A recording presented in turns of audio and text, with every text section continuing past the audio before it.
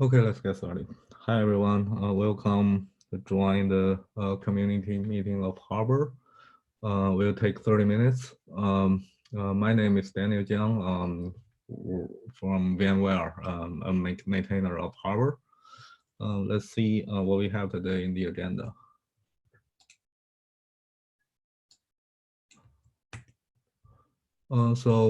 First, I will quickly give an update for Harbor 2.0. And after that, there are 3 demos scheduled today. We will demo the support for scanning image index in 2.0. And after that, Daniel Patrick from Aqua will demo the integration with the scanner Trivi.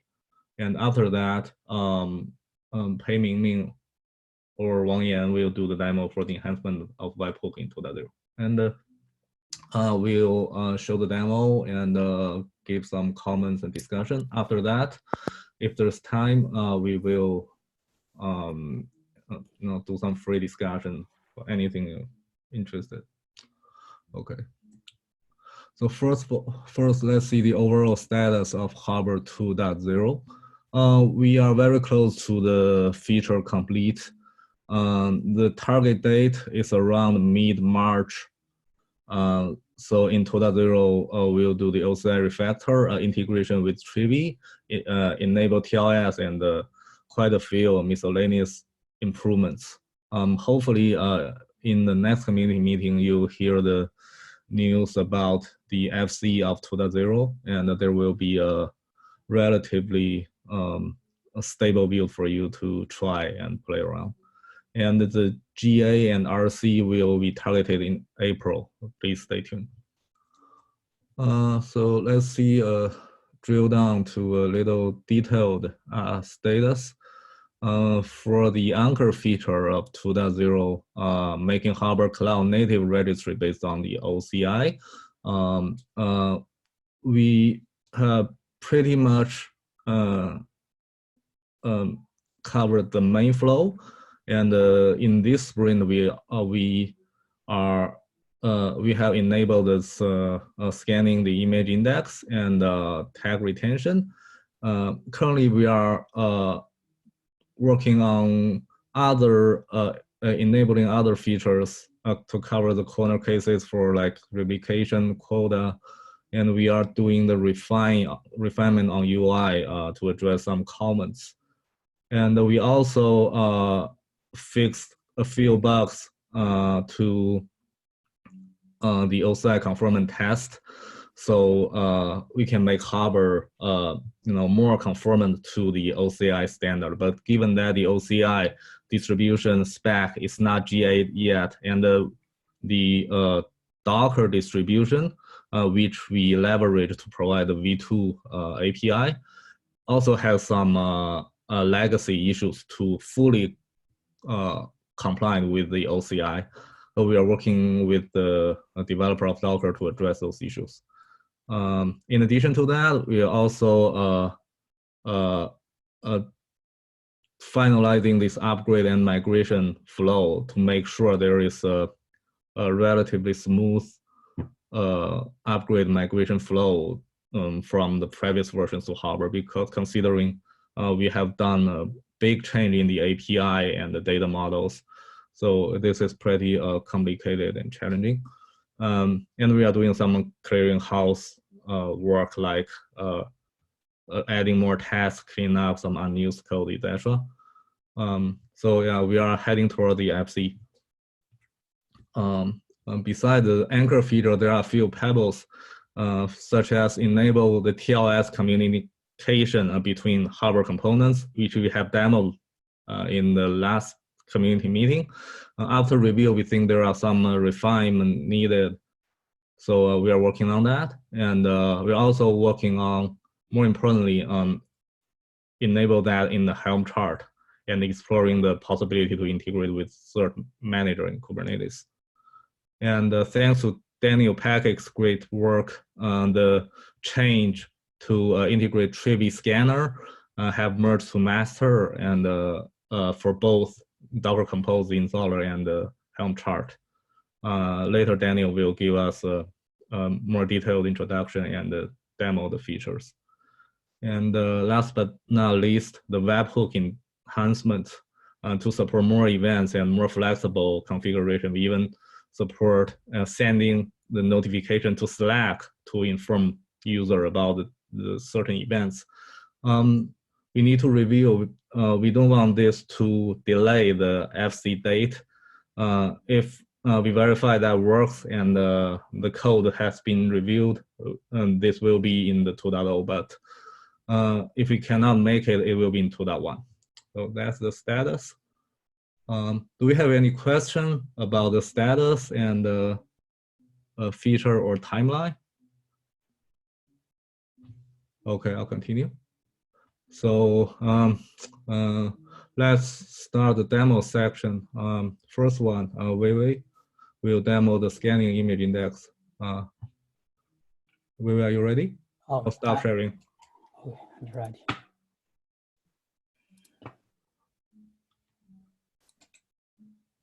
Oh, can you see my screen? Yep. Okay, I will show you a demo to scan image index of the loan or the manifest list.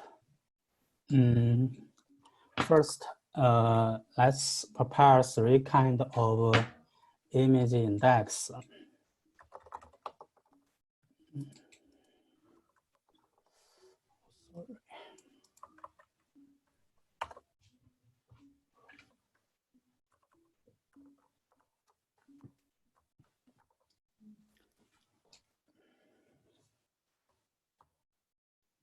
The first one is manifest list of Docker image.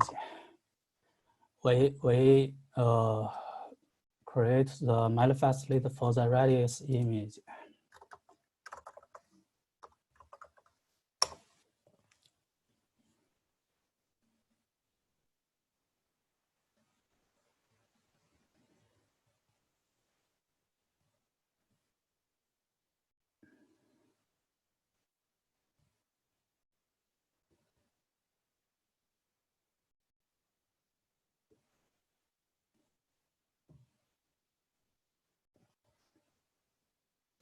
Okay, first one is pushed to the harbor.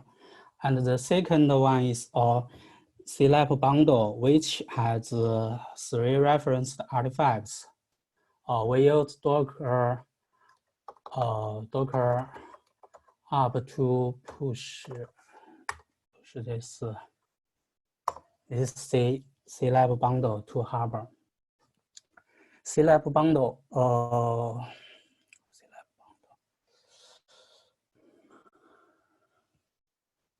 and the last one is also a CLAP bundle, which has 7 reference artifacts, and 2 of them are also in image index.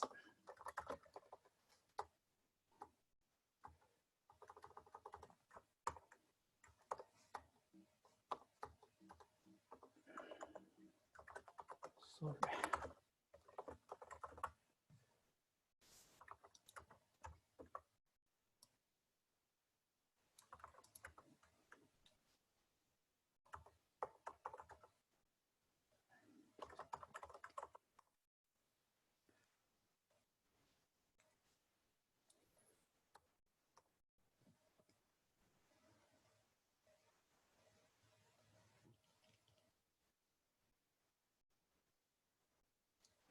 Okay, let's go to the harbor.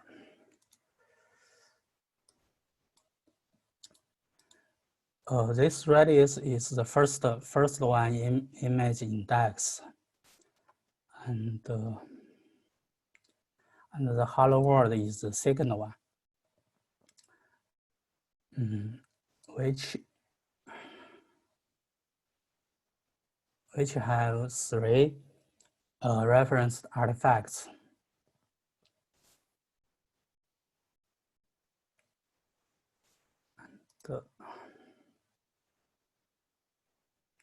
And the last one is also a CLAP bundle, which have 7 referenced artifacts and 2 and two of them is still image index. Okay, now let's to scan those artifacts in Harbor.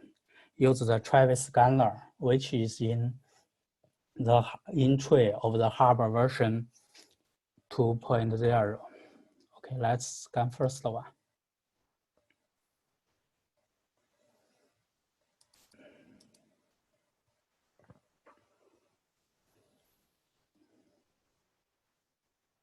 Oh, I'm sorry. There is something wrong. Let's try it again.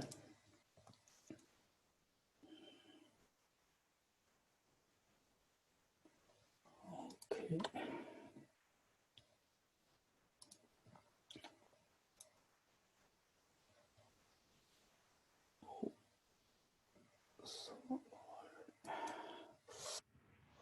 There may be something wrong with this artifact. Let's try another two artifacts.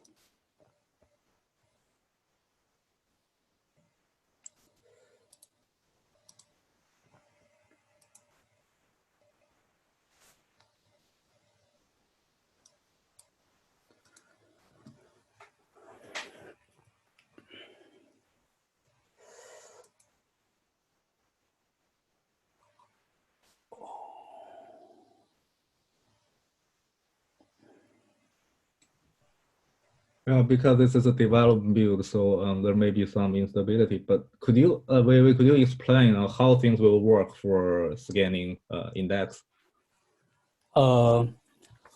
In version one, in version 2.0, if the user scan an artifact, we first check that the scanner has the company to scan the image index. Is the scanner support it, we direct submit the job to the scanner. If the scanner don't support image index, we will collect the children artifacts of the image index and check whether the artifact is supported by the scanner. For example, there for those artifacts, we check that this one is supported by the scanner. We will submit the children artifact to the scanner to scan it and merge the scan result for the image index.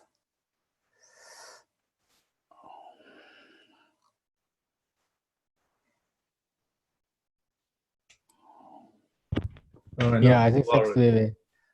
Yeah, maybe you can try to debug it. Yeah, and Daniel will demo Trivi anyway. So yeah. You mentioned that there are some scanner supports scanning image index. Yes. If the scanner supported it, we will send the scan job to it directly. If it don't support the image index, we will submit the children artifacts to the scanner. So the support is declared by the adapter, right? Yes. Okay. You should. Yep. It's directed by the adapter by this metadata. Yeah. Let's see. Okay. Do we have any other questions? So from the report, I remember that we aggregate the sub artifact the result into one if I scan a image index, right? Yes. Okay.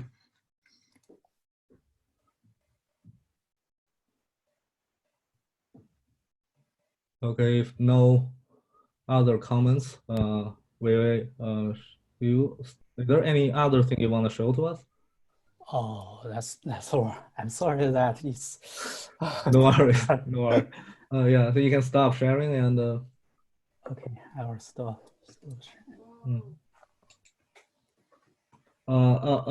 Just hold on for a minute.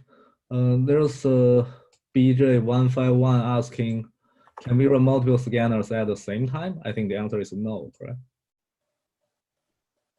Yeah, today you can only run one scanner at a time. In the future, because of the fact that scanners are extensible and we may be able to scan for different types of things, not just vulnerabilities, like libraries, compliance, be able to update the CMDB, then we might allow multiple scanners to be executed either in parallel or in sequence within a single project, but not today. Thanks, Michael. Daniel, you're on the line. You can take over. Yes. So let me do the demos. I'm just trying to find out the way to share the slides. Okay, maybe I will use my local copy because I will just give you a quick intro to the architecture of 3V, and then I will demonstrate how to install it with the online installer. And then, just a sec, I'm trying to find it. And then I will show you application library scanning. So this is kind of a new feature that Harbor will have. Not only the users will be able to scan for operating system packages, but application dependencies, at least some of them. Daniel, I have the slides. You sent it to me. Do you want me to share it? That's fine. I already got it. Okay. So I can share it. Okay.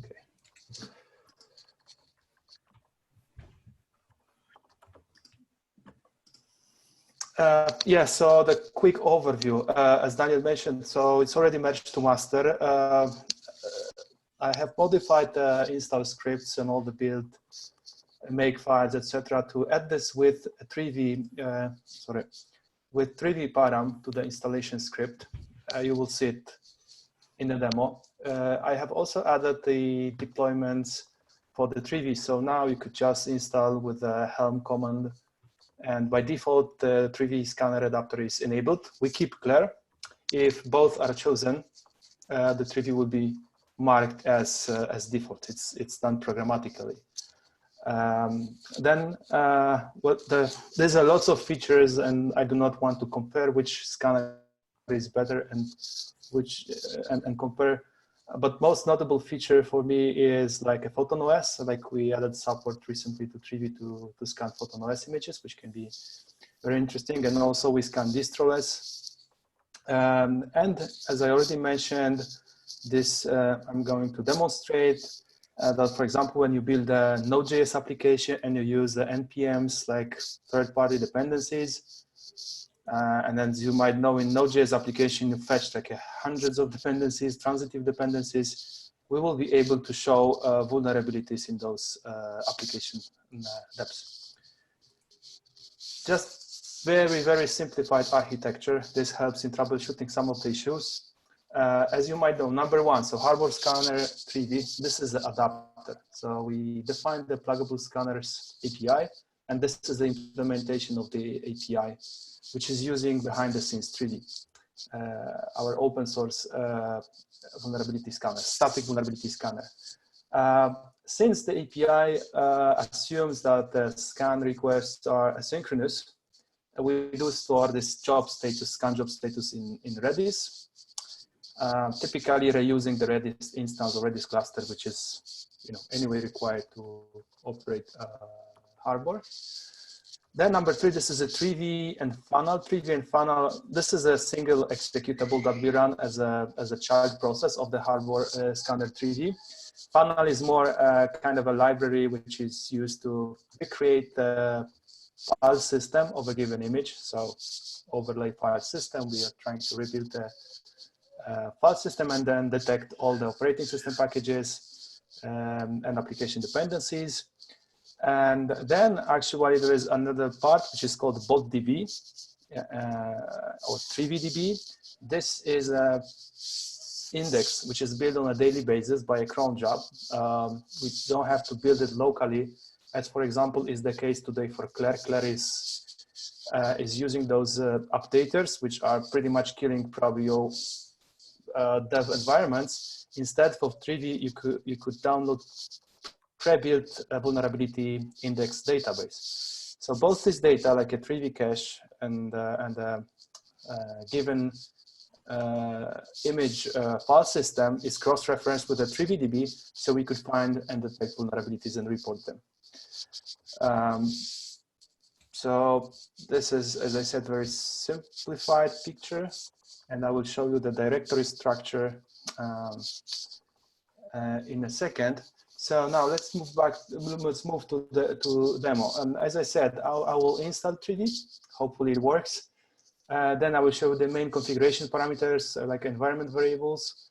I will explain the directory structure, where to find logs, which directories and where do we cache data, and then the demo of the application dependency scanning. So actually, before joining, can you see this terminal? Well, just for the sake of font sizing things, I have just built all the images of Harbor before the demo. As you can see now, we have an image which is called 3D adapter photon, and we are vendoring in the 3D scanner adapter version 0.2.3, similarly to what we do with Claire. Right, I just pre-built it because it takes a little bit of time. I have also built a Harbor online installer dev. Right, so this is one option to install Harbor. So if I extract this archive,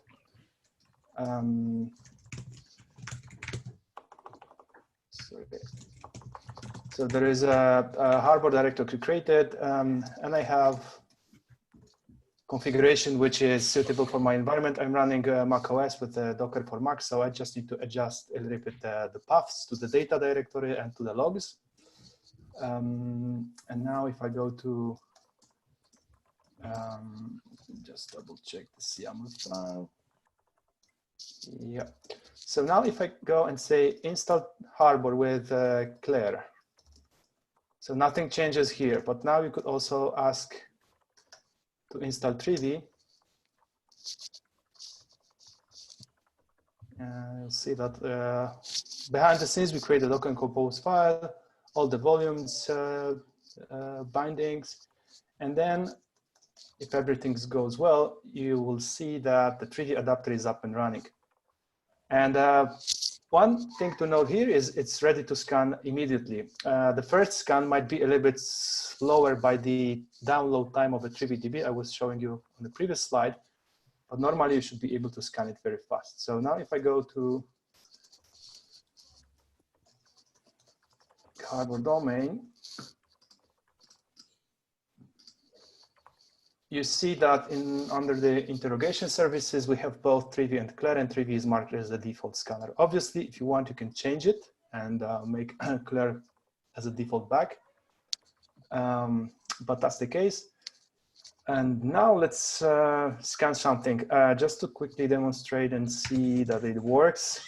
And also at the same time, I will show you this feature of scanning PhotonOS images. I will have, this is my little cheat sheet for the demo. Let's push some images to the registry. I have PhotonOS, the latest tag, and I found an older one to show you, which has some vulnerabilities to show you that we can detect them. So I have pushed it. Let's refresh here. Photon. So we have two tags, and if I go and scan it,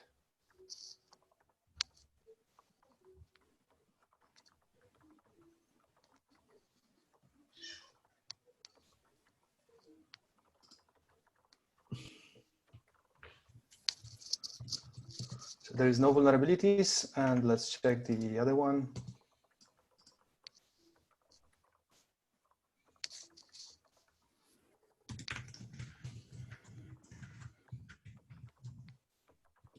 No, this one, I don't remember which one has vulnerabilities.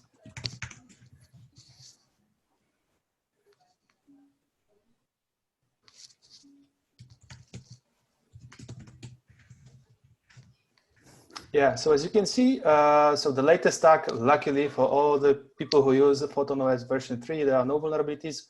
But here there is a little bit older version.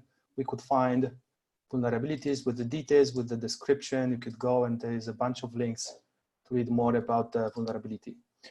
And so that's it when it comes to operating systems. Maybe since I'm here and we are talking about operating systems, I also show you quickly how we can detect vulnerabilities in a distroless images, which are also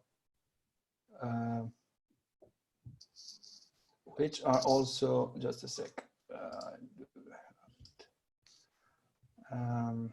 They are very popular because they do not have package managers, shells, etc. So let's see if we can scan it with 3D. And,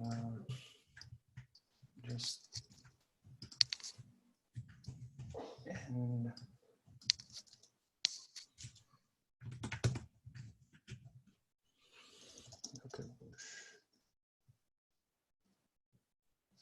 Okay, sorry. I had a typo in my cheat sheet, so I'm pushing it to the Harbor. It's a distroless for Java 11. Now, if we go here and try scanning it.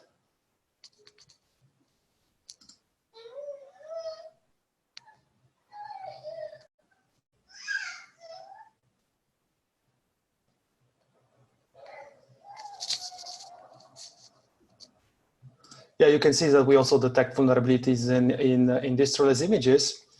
And then since we scanned a few things, let me show you quickly the important parts of the installation. It's like, so the 3D adapter has this reports directory. So as I explained in the architecture overview, we need some file system space. One is for a temporary reports where we store scanned results, and then we move them to Redis, which eventually is copied to Harbor database. But this is the more interesting part. This is where we download the pre-built vulnerability index from GitHub releases page. And then there is a cache. Actually, this is a pretty sensitive and it's currently changing. We do cache all the layers of the scanned image. And actually, it might grow quite fast. And this data is redundant. And actually, scanner doesn't need it. We are changing it to only save and cache the result of scanning a given layer. So the size of this panel directory will go down drastically with the newer release of the 3D adapter. It's ready, and I'm going to actually bump up the 3D adapter in Harbor. So this is like a main thing in case you need to troubleshoot or maintain Harbor installation. This directory structure is important to understand.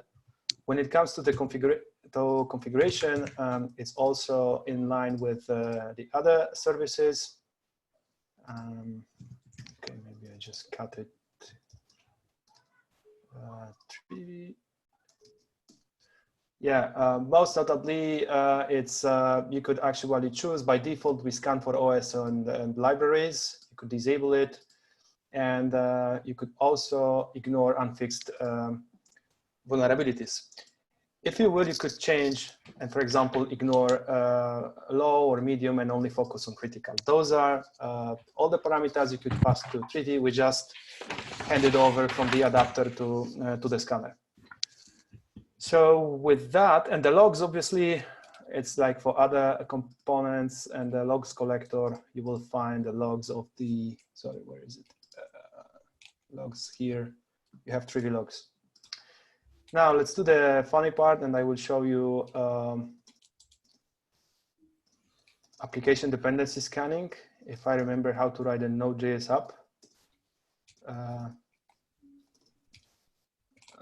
Let's do it here. So let's init this up. Maybe I will use my cheat sheet to save some time. So yeah, what I'm gonna do is, okay, I'm initializing the Node.js folder for the Node.js app. Then let's install Express.js, pretty old one, to show you that there are vulnerabilities. Right, even npm audit is reporting them. Then I will quickly create a Docker file for my app. And then let's build the image. And then let's push it. Now, if I go to Harbor, there is my app. Let's scan it. And one thing in the meantime, I don't know if you realized, but it's based on Photon OS. My intention was to use Photon 3.0 to only show you the application dependencies, like an npm packages dependencies. But anyway, you will see that we can show both. We detect basically what is in the package log JSON file, and then we display it in the UI. Right? So you see that we have 15 dependencies. Some of them are coming from the Photon OS, but some of them, like QS, is strictly like a JavaScript vulnerability. And I think that's all. Hopefully I did not miss any important part. Yeah, I covered pretty much. Hey, Daniel, this is amazing. First of all, thank you and your team for all the great work that you all did in basically making Trivi the built-in included scanner in Harbor. And most importantly, working on updating Helm charts, Docker Compose, and everything else that was necessary. We're, like, from the community standpoint, we're super excited to have Trivi to be part of Harbor. It offers us a better experience, better scanning, more updates. So this is awesome. Thank you. Yeah, thanks. That's a pleasure.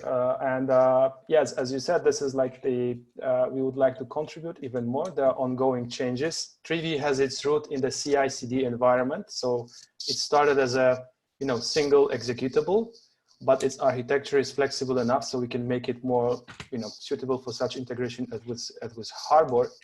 And also currently we use 3D adapter. When you deploy it in Kubernetes, it's deployed as a stateful set because of the file system structure I was showing you and this layered cache. It's a file system. We don't have any locking mechanism. So I was afraid of concurrent access to this directory structure, but we are changing it, and it will very soon refactor it to make the 3D adapter a more scalable deployment. So this is like the outline of the feature. Daniel, before hopefully, could you turn back to the your architecture diagram? I have a couple questions. Yeah. So it seems that the trivia adapter is doing the actual scanning work. Is that correct? So the 3D adapter it has embedded 3D executable. So when it receives the scan request, we do spawn the child process. Actually, this is probably going to change as well, because you could use 3D as a Golang library programmatically, and we are considering whether we just import a Golang module. It will simplify releasing and will make it maybe more flexible. Oh, okay. And as for the usage of Redis, I believe that's a job queue, so that's a temporary data, right? In case Yes. I mean, if the data in Redis is gone, the Trivi scanner will still work. Exactly. Okay. What is more, all the scan jobs do have configurable time to live. So even if we create a scan job in the pending status, then we change it to the successful or error, at the end of the day it will be cleaned up by Redis cluster. So yes, it's all like a temporary data. And as for the 4 and 5, they are running on the internet, right? Or exactly. So. Yeah. And exactly, BoltDB, you download it from it's like Aqua Security 3VDB. Actually, I think we were in the morning reported an interesting bug that if you download this database very often, you might reach the rate limit of GitHub, but you could provide a GitHub token to increase the limit from 6 to 5,000. I don't remember. I have actually opened the PR to fix it right now. And this is a cron job. I don't remember whether it's a GitHub action or Circle CI, but there is a job that we run and maintain to keep the 3 up-to-date releases of a 3VDB. So you could just download it. Yeah, two further questions in this part. Sorry. First, does Trivy support setting proxy? I mean, when you installing it in hardware? Sorry, I didn't get this one. I mean, does it support HTTP proxy now? Because many hardware users are running it in the air gap environment. Yeah. Ah, you mean proxy to download the 3VDB? Yeah. That's a good question. I need to check with the Tefe, but I would say probably not. Yeah, I think we will need that in 2.0. I will open an issue and assign it to you probably after the meeting. Yes, that would be, yes, we could probably add it very quickly. It's a simple HTTP client to get this 3VDB files, but yes. And after you increase the quota or band, I mean the amount of data that can be downloaded, could you give us the actual data? Because here, it seems that there's still a limit for that. Limit for the data. I think you mentioned that there is some issue when there is too much data we download from GitHub, there will be an error. Yeah, it's it can read limit. Yeah, so when you download this file anonymously, I believe it's 60 requests per second, rate limiting. Yeah, so essentially from 60 requests per hour, which is currently the case, which is pretty low, especially in CI/CD, you will be able to hit like a 5,000 requests per hour when you pass the valid token. And I have today opened the PR to do that. So you will update the token in the remote GitHub repo, right? You will need to specify it as a configuration parameter to the hardware scanner Trivy. So then it is passed to Trivy, and then it is using it as an authentication to GitHub. But considering user is using hardware in their own environment, so how do user handle this? Do we need user to get a token from GitHub and set it in Trivy? I mean, when they are installing hardware. So normally, this default 60 requests per hour limit for us, we thought that it's like reasonable enough because the database you just download it in the beginning and then Trivy detects. All right, there is no need to download it. So we do update it on a daily basis, right? So let's say I scan it today. So I downloaded it once. So there's no chance I do hit the rate limit unless I do reinstalls, etc. Right? So tomorrow, if I do scans tomorrow, I have a new, let's say, pool of requests, right?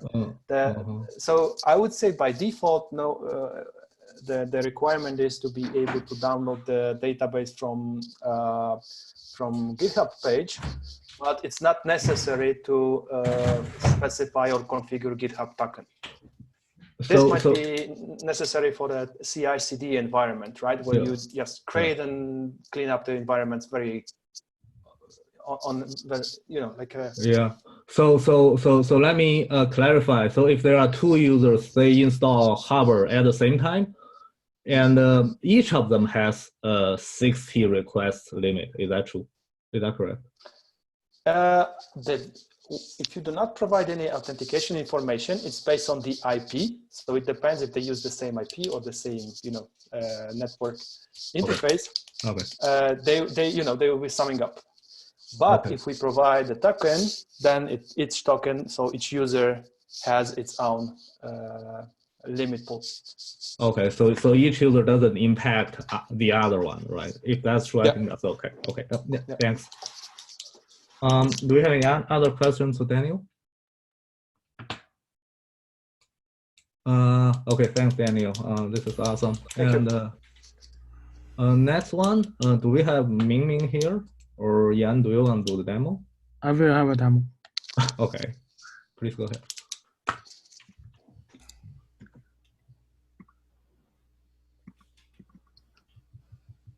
Okay, let me share the screen. Okay, we from Harbor 2.0, we did some enhancement about webhook. So I will have a demonstrate about the enhancement. Firstly, we redesigned the UI to create a new webhook endpoint that make the event type selectable. That means you can select the event you like to receive in your webhook endpoint. Just like if you do not need to receive the delete image, just disable it. So let's try to add a HTTP webhook here. And disable some of them event. Yeah, as you can see that we have a summary information about your webhook, just like which event types you have selected to receive. And another feature is that we have a select support. That means you can create a select webhook endpoint. You can choose the notify type as select and disable some of them. Use my select endpoint here. Yeah, I just add a select endpoint, and you may notice that I have two endpoints in my project. This is another enhancement. We enable that multiple webhook endpoints per project, so you can add several webhook in your projects. So let's try to push one image into my project here. Yeah, I just received the webhook sent by Harbor. Here's the webhook sent to my select channel. This is the create artifact event, and I just upload the hello world to my library project. And let's try to see the what HTTP one.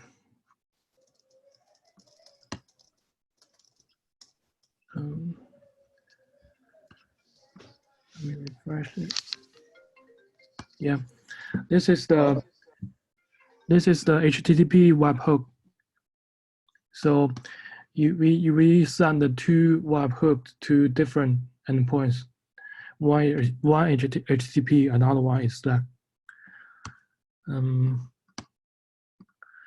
And you can also see the trigger status from the table here.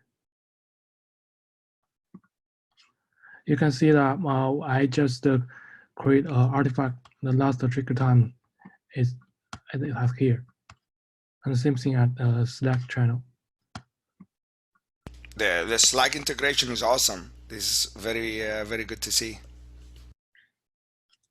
Yeah, thank you, Michael. I think this is my demo from the webhook.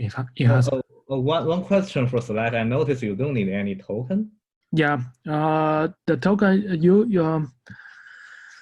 I can show the here. Actually, when you enable the webhook in Slack, you just the Slack encode the token, the channel information into a secret screen like that. So this is the URL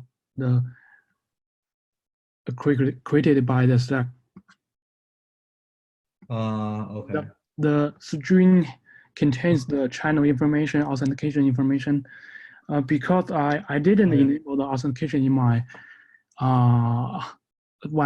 Slack webhook, so if I enable it, there's another string to stand for the authentication information. Yeah, but if user require this authentication information, do we have a way to set it now? Yeah, we can leverage Slack incoming webhook application. If you create the URL and Okay, encode I the see. authentication information, the channel information into the URL. Okay. And by the way, I think the UI it's still in progress, right? Because they are not quite aligned. So we need to talk with Alex about the US design, but the functionality is almost done. Okay, thanks. Mm. Yeah. Do you have any question for Ian or webhook? So yeah, I would like to thank Mingming and folks from NetEase as well. This time we get this in time. Yeah, absolutely. Thank you to everybody, including Ming. Yes, thanks Mingming and Shijun to implement the UI and the web backend service. Okay. And in 2.0, we are not adding event like replication, right? I mean, we did. The PR has already merged into the master. But not on UI? Yes, yeah. So we will add it on UI, right? This is not the latest code I built. Okay, cool. Okay. Hey, Steven, I missed your question. We're not adding what event? I was asking replication, and this is Daniel, by the way. Oh, verification. Okay, I heard event replication. I'm thinking like, whoa, what happened there? No. I'm asking replication. The artifact. Yeah. Okay, got it. Thank you. So one thing I may miss here is that we add several additional event types, just like the replication, tag retention, quota, exceed, warning message, things like that. Yeah. In Harbor 2.0. Yeah, I think we need more explanation on UI. Things like project quota, I don't think user will understand it. Yeah. Yeah. If you have any suggestion about the UI, just file GitHub issue. Thank you. Yeah. Okay. Since we run, over time, do we have any question? If there's no, I will close the meeting now. Oh, I have one quick question. Yeah, do we have any retry when a failure webhook notification? We have 3 times retry. Okay, and then it will fail eventually, right? Yes. What's the interval between the 3 retries? It's the job predefined in the job service. I remember that it should be 3 seconds. 3 seconds? Yeah, Steven, I'm there. Because it depends on the implementation of job service. If I remember correctly, it should be 3 minutes, seconds. So you'll be fail very fast, and 3 minutes, that will be 10 seconds. 10 minutes, right? Okay. Yeah, that's okay. I think that's fine. Yeah. Mm-hmm. Thanks. Okay. Any other comments? Daniel, so can you stay online? So Michael need you and me to do a sync quickly after this meeting. Okay. Yeah. Let me stop the recording. Yeah, let's stop recording and